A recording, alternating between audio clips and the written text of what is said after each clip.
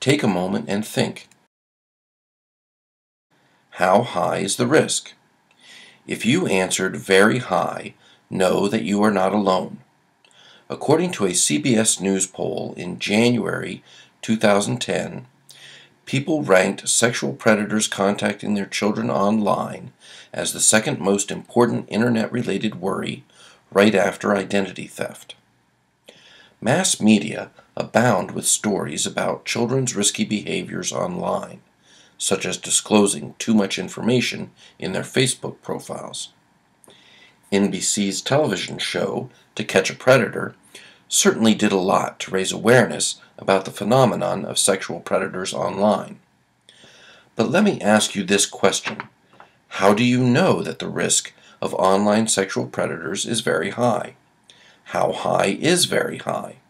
Is it, for example, higher or lower than the risk to die in a plane crash? The fact is that, as lay people, we don't know. We need access to information that we don't have.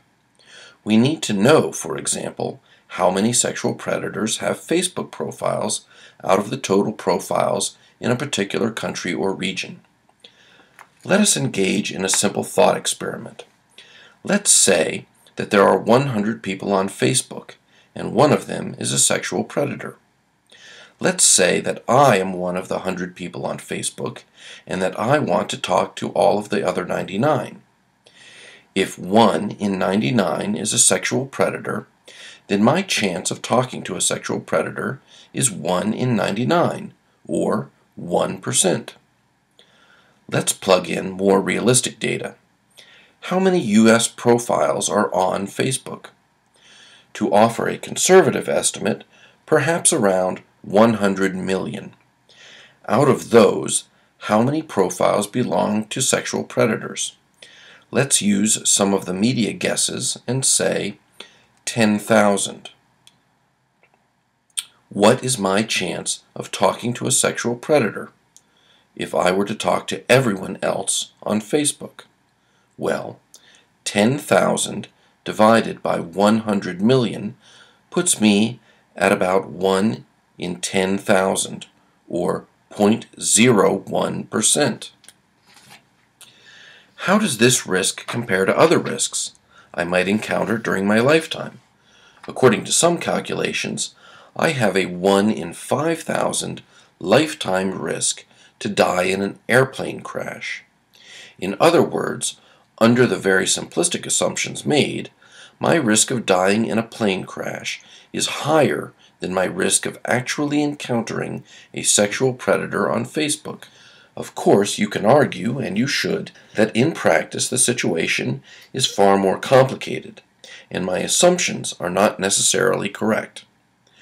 For one thing, people don't talk to everyone else on Facebook, but only with several hundreds of people, most of them known offline.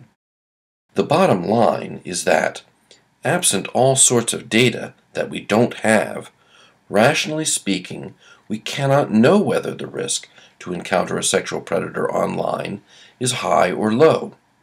The fact that we cannot estimate the risk, absent certain data, doesn't mean that we shouldn't worry about online predators.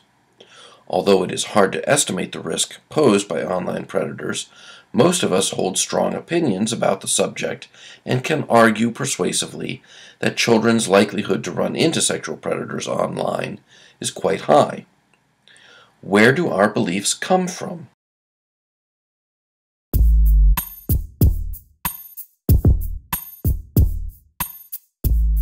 The truth is that we don't have the time or the information to verify all the claims that come our way. Most of the time, we don't need to. To function well in our everyday life, we don't have to verify for ourselves that the earth is round. We can believe when we are told it is and go on about our business. Do you realize how much information you take for granted as if it were true? In practice, we often rely on information that we believe to be true because we have neither the time nor the inclination, let alone the means, to verify it for ourselves. Such sources of information include our peers, acquaintances, professors, journalists, politicians, news outlets, ministers, self-appointed experts, and so on. Moreover, we are often swayed by factors that have nothing to do with source credibility, such as source attractiveness, including, believe it or not, how tall the source is. As Sheena Iyengar, professor at Columbia, notes in her 2010 bestseller, The Art of Choosing, elected officials are several inches taller and less likely to be bald than the population as a whole. Other studies have found that height is positively associated with salary earnings. For example, men earn about 2.5% more per inch of additional height. Why do you think that is? But that's not all. In a series of groundbreaking experiments about how people make judgments under conditions of uncertainty, that is, when they don't actually have sufficient information to reach a rational conclusion, psychologists Amos Tversky and Daniel Kahneman showed that people rely on a variety of cues and biases to reach conclusions that are often false. They called such common strategies heuristics, meaning problem-solving strategies based on common sense rather than systematic evidence. Your book lists 4 such cognitive biases on page 4. Overgeneralization occurs when we unjustifiably conclude that what is true for some cases is true for all cases. For example, you can take a bad class in your major and conclude, on a basis of one class only, that the entire program is not worth attending. Selective observation occurs when we inadvertently look only at things that are in line with our preferences or beliefs. For example, why do you suppose people say love is blind? Often, when we are in love, we only observe the things that make us admire our beloved even more. Illogical reasoning happens when we prematurely jump to conclusions or argue on the basis of invalid assumptions. Remember when I cautioned you that my earlier estimation of the risk of sexual predators online might be based on incorrect assumptions? Knowing what assumptions you make is very important when attempting to reason logically. Finally, resistance to change is the reluctance to change our ideas in light of new information.